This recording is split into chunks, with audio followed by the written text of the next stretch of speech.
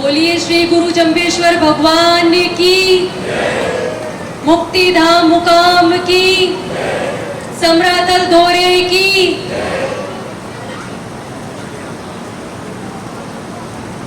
परम पूज्य हमारे संत श्री रामानंद जी महाराज, स्वामी भगवान प्रकाश जी महाराज को चरण स्पर्श करके मैं नून प्रणाम नमस्कार करती हूँ।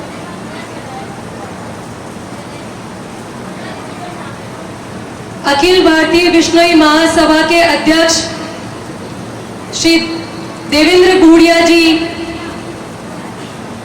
जिला प्रधान अमरचंद जी,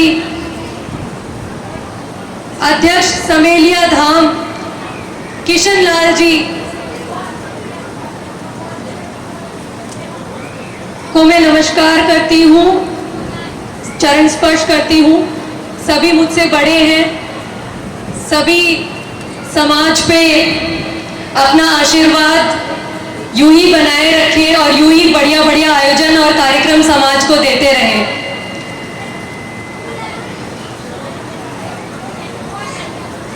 हमारे वरिष्ठ किशन जी ने अभी अभी अपने उद्बोधन में कहा कि इतनी पुरानी विरासत गुरु जंबेश्वर भगवान जी का मंदिर, जो कि मुकाम से भी शायद पुराना है, इतनी पुरानी हमारी यहाँ पे विरासत होने के बावजूद भी शायद समेलिया का वो विकास नहीं हो पाया। और शायद कहना गलत होगा, बिल्कुल समेलिया का विकास नहीं हो पाया।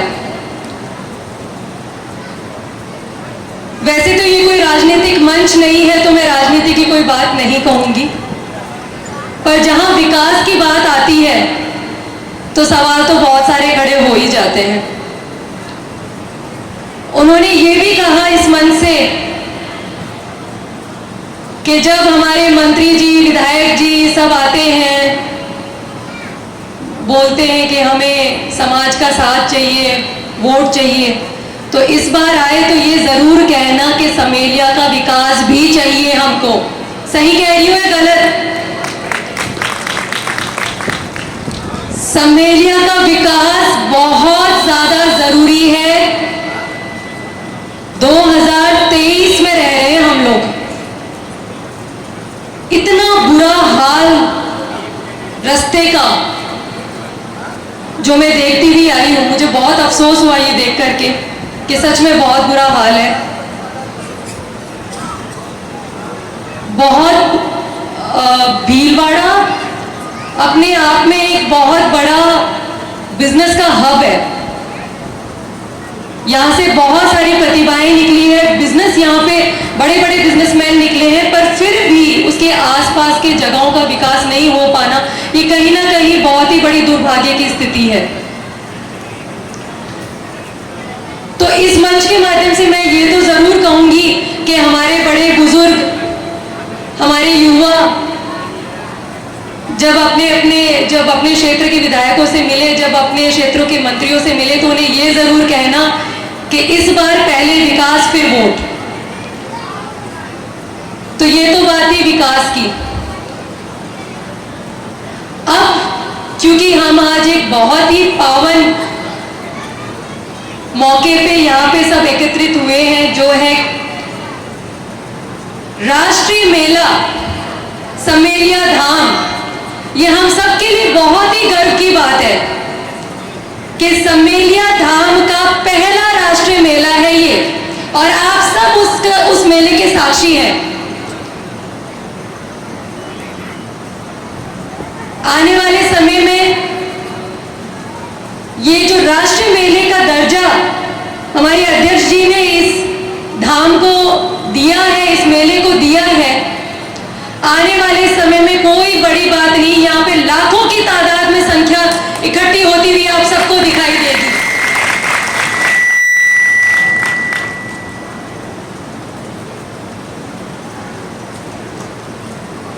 हमारे अध्यक्ष जी जिस तरीके से निरंतर समाज के लिए एक से एक काम करते जा रहे हैं। मैं कल जयपुर के प्रोग्राम में उपस्थित थी। कल ही बिश्नोई धर्मशाला का निर्माण को लेकर के एक बहुत भव्य आयोजन किया गया जयपुर में, और ये बिना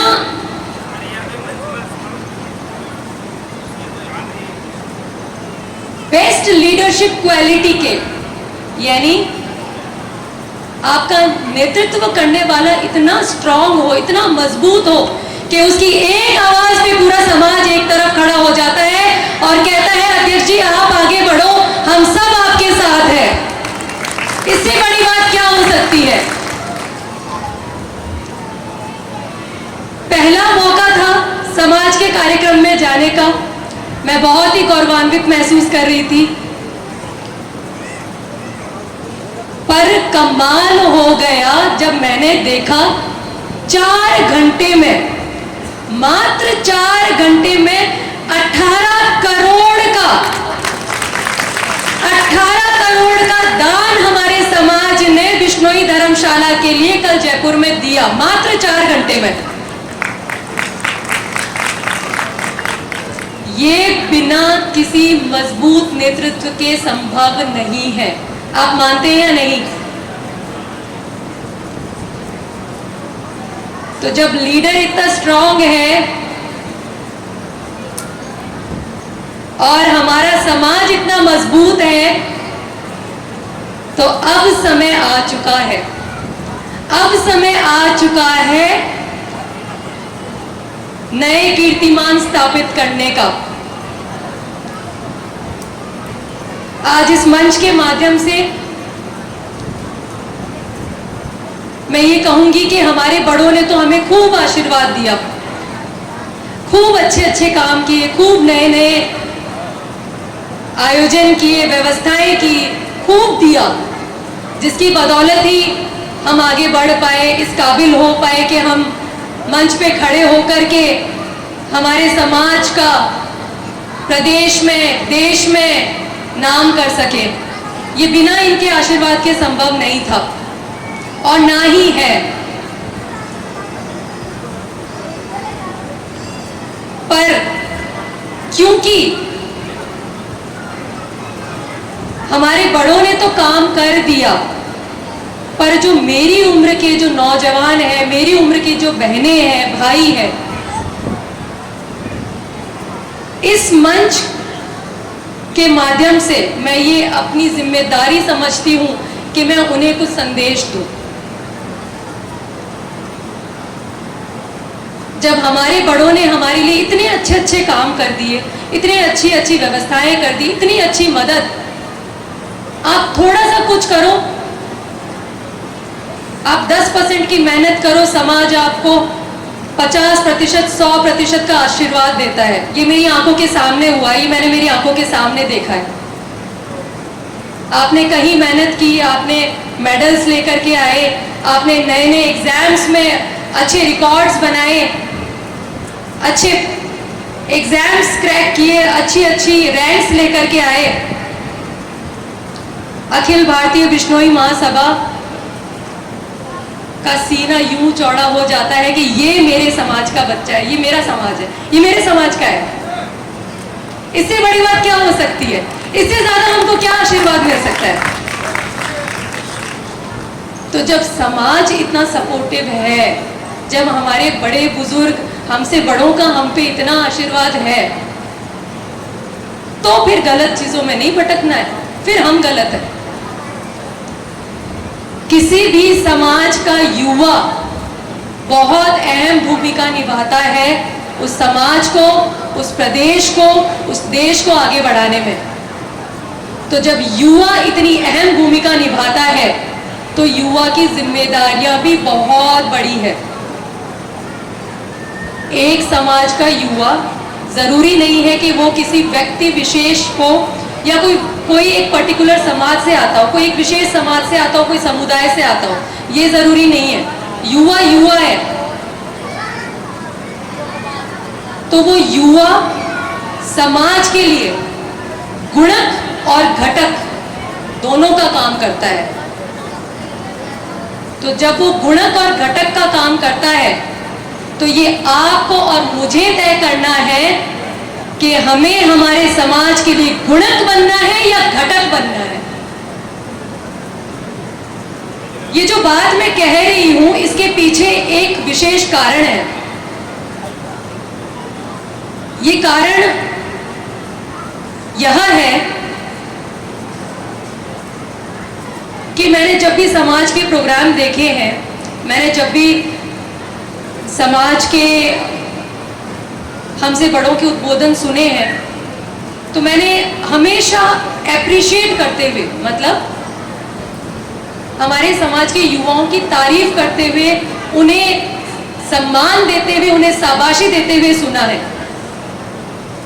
पर इस स्टेज पे ना होने से पहले स्टेज के उस तरफ, यानी पर्दे के पीछे, कैमरे के पीछे, मैंने ऐसी बहुत सारी चीजें देखी जो मैंने खुद पर्सनली फील की, जिनको सुधारने की आवश्यकता है। इससे पहले मैंने बोला कि समाज के लिए गुणक और घटक का काम करता है। तो गुणक का काम तो वो करता है जो समाज में स्टेज पे आकर के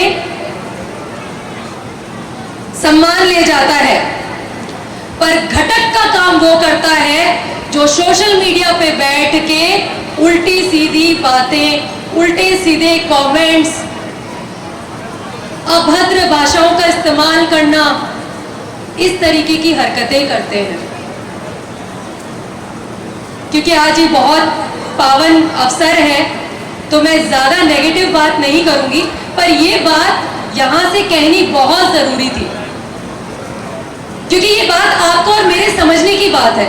जब हमारे समाज का कोई बड़ा या हमारे समाज में कोई नए कीर्तिमान हासिल करता है, हो सकता है कि आपकी विचारधारा उस पर्टिकुलर व्यक्ति से नहीं मिलती हो, इसमें कोई दो राय नहीं है और इसमें आप कहीं गलत नहीं है। यदि आपकी सोच किसी व्यक्ति विशेष से नहीं मिलती है तो इसमें कोई गलत नहीं है, क्योंकि हम सबको अपनी अपनी सोच के हिसाब से सोचने का अधिकार है। पर जब भी मैं इन बड़ों का या कोई इस कार्यक्रम का या कुछ भी देखती हूँ तो उसके कमेंट्स बॉक्स में जाके देखती हूँ, तो उसके कमेंट्स बॉक्स में बहुत सारे ऐसे भी उपद्रव दिख जाते हैं मुझे जो नेगेटिव कमेंट्स करते हैं, और मुझे बहुत बुरा लगता है कहते हुए कि मैं ज्यादातर उसमें टाइटल पीछे बिश्नोई देख लेती हूँ। तो ये बहुत बुरा लगता है मुझे लगता है कि हमारे समाज का युवा है, उसको एप्रिशिएट करना चाहिए। अगर वो उस बात से सहमत नहीं है तो उसके और तरीके हैं, वो जिस तरीके से अपनी बात को कह सके, पर अभद्र भाषा का इस्तेमाल हमारा युवा नहीं करेगा। क्योंकि ये जो बिश्नोई टैग है ना अपने पीछे, बिश्नोई, गायत्री बिश्नोई, इस टैग का मतलब है, इस टैग का सम्मान है, इस टैग का मान है। इस बात को समझना, या तो अपनी आइडियो से या फिर कहीं से भी आप जो कुछ भी करते हो ये टैग मत यूज करो। टैग यूज करते हो तो गलत काम मत करो। ये जो टैग कह रही हूँ ना, इसको मैंने फील किया है। मैं कहीं पे भी जाती हूँ तो अपना नाम बोलती हूँ कि हाँ जी मैडम, हाँ आप, मैं बोलती हूँ गायत्री बिश्नोई, तो मैं हमेशा अपना टाइटल ऐसे होती, गायत्री बिश्नोई। 90% लोग मुझसे बोलते अच्छा बिश्नोई हो आप। ये बात बहुत कॉमन है क्योंकि 90% लोग मुझसे बोलते अच्छा बिश्नोई हो, अरे वाह। तो मतलब कितनी अच्छी छवि है हमारे समाज में, हमारे देश में, प्रदेश में, हमारे समाज की। तो उस छवि को और अच्छा करना है, और अच्छे कीर्तिमान और अच्छे कीर्तिमान हासिल करने हैं। नेगेटिविटी नहीं आनी चाहिए बिल्कुल। अच्छे अच्छे काम करो, अच्छा अच्छा नाम करो कि सब देखें कि ये बिश्नोई है। और सिर्फ बिश्नोई नहीं, सभी युवा बहुत अच्छा काम करें और अपने समाज को आगे लेके जाए, प्रदेश को आगे लेके जाए और देश का नाम बहुत रोशन करे। इसी वक्तव्य के साथ में मैं अपनी वाणी को विराम दूंगी और मैं आशा करती हूं कि मेरा मैसेज जो मेरी युवा पीढ़ी है वो जरूर इसे ले और इस पे अमल करे और खूब अच्छा काम करे और समाज का खूब अच्छा नाम करे। और गुरु महाराज और आशीर्वाद हम पे इसी तरीके से बना रहे। धन्यवाद।